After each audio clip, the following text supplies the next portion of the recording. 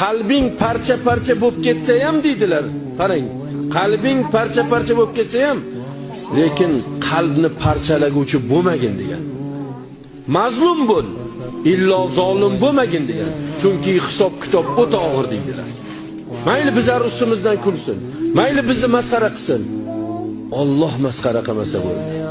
Alloh ustimizdan kulmasa bo'ldi. Qolgani ustimizdan siyvermaydimi? Ustimizdan musir ag'darvermaydimi? Rasululloh sallallohu alayhi va sallam namoz o'qiyotganlarda tuyani ichak-chavoq qornini olib bostirib, ustimizdan shunaqa tashib, xursand bo'lish kerak. Yo Alloh, senga hamd sanolar bo'lsin. Rasulingga bergan sinov meni boshimga keldi. Rasulingni boshiga ichak-chavoq tashodi. Menga ham hayotimda shu rasulingga bo'lgan narsa bo'ldi. Xursand bo'lmaysizmi? Qaytaga o'sha musir tashaganni peshonasidan o'parish kerak-ku. Mana shu maqomga yetkizding deb.